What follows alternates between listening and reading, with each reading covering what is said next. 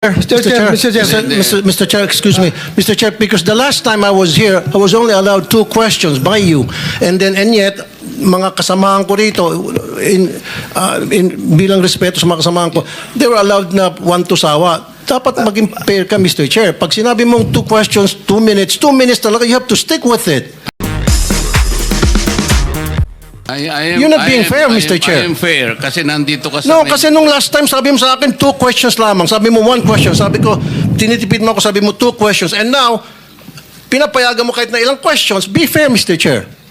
Teka muna, bago tayo magkaroon ng impression na walang fair dito, noon, sinabi ko na in the earliest statement na nag-uumpisa tayo noon at kinakailangan nating mabakate ang plenary at exactly 2:15, kaya tayo nagmadali. Kaya naman sabi ko sa inyo, pasensya na muna. Ngayon, sa dami ng gustong magtanong, kaya binigyan natin ng tigpa 5 minutes ngayon. Kaya lang, I am following a schedule here.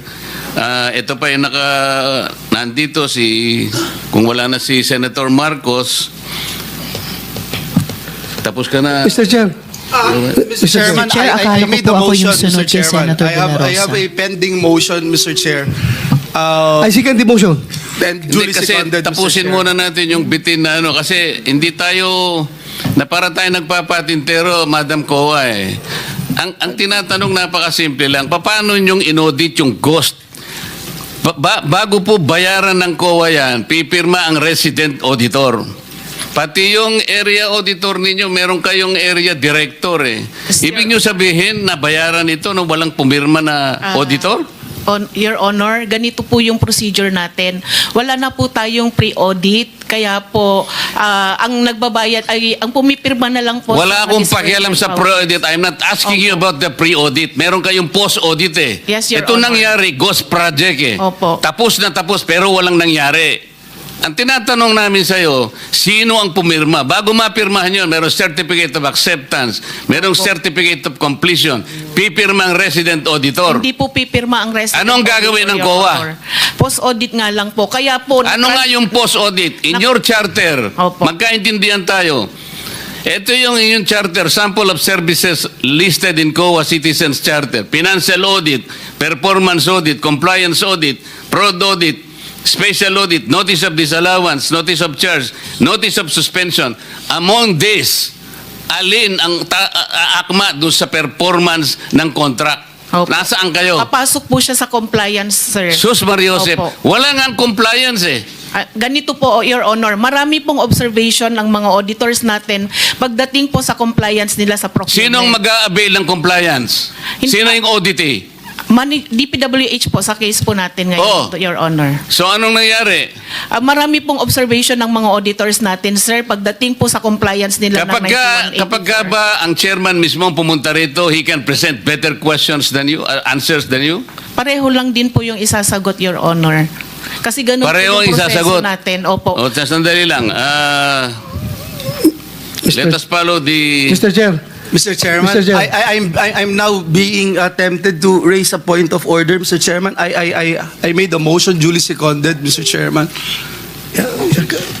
kasi nga kung... To subpoena, Mr. Yeah. Chairman, today, Mr. Chairman, I'm asking it today because they said they if that will finish it help us, today. okay. Any second? Yeah, it was already seconded, Mr. There's a motion and there's second. The motion is approved. Then let's Thank you, continue Mr. with the questioning. Mr. Chair. Sir, kasi yung 5 minutes ko, maraming sumingit. Last na lang, isa lang. Hindi kasi maiksi. hindi na makakaano itong mga kasama natin. With the permission of Senator Tolpo. Senator Tolpo, maiksi lang. Maiksi lang. Ha? Di ba, Mr. Chair? Kasi sabi ng, Mr. Chair, sabi ng COA, Teka muna, with the permission of Senator Tulfo.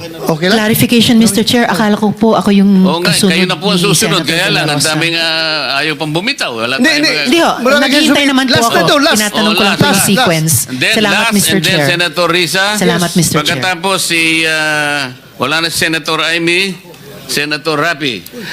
Yeah. Sandali lang, ikaw na muna. Thank you, Mr. Chair. Mr. Chairman, considering that this representation is part of the leadership, Okay. Priority, can we find priority, out, Mr. priority. Chairman, Okay. the list of... Last question, then Senator Risa. Wala na si Senator Marcos, Senator Joel, Senator Rapi, Senator Robin, magkano ka? Senator Robin. And then Senator Mark. Okay, in that order. Thank you, Mr. Chair. Proceed, sir, proceed. Ma'am Kuya, sabi mo kanina, kaya hindi pa kayo nakapag-file ng kaso dahil itong mga ghost projects na ito ay 2025 nangyayari. Am I correct? At you need time para Sir, for Makapagpel ka. clarification, isa po doon sa mga ghost projects na na-mention, sir, ay 2025. Pero sa iba po, hindi ko po masigurado kung anong taon. Okay, ganito. According to COA Annual Audit Report 2023, 2023 ito. It was observed that various infrastructure projects with aggregate cost of 5.716 billion were declared as 100% complete. On the report on publicized government programs, projects, and activities, and project status monitoring reports of DPWH implementing offices despite the deficiencies or defects noted upon actual inspection and validation thereof. Ibig sabihin po, sa regular annual audit ng COA, nakikita na ang mga mali-maling report ng District Engineering Office ng DPWH. So itong mga 2023 na mga problema, wala pa kayo napailan ng kaso nito? Your Honor, yung iba po dyan kasi, kinorek na nung contractor yung mga noted deficiencies. Yung iba naman po, nagbayad na po yung mga persons liable. At doon sa mga nakorek, kahit nakorek po, meron din pong mga pinataw or nakolektang liquidated damages po. So, meaning wala talaga nakasuhan kasi naayos nila. Naayos nila ito lahat. Kasi 5.716 billion pesos na projects. Sabi maraming deficiencies. Tapos Po yung wala total- nakasuhan. Yan po yung total contract cost, Your Honor, yung 5.7. Yes. Opo. So wala nakasuhan ito. Itatanong ko po kasi, Your Honor, consolidation po yan sa lahat ng regional and district engineering offices. Yes, I hope, ma'am. That's your mandate. That's your mandate. Kukunin po namin sa mga regional auditors Yeah, po gawin natin po ninyo. kung meron po silang mga finailan po para po dyan.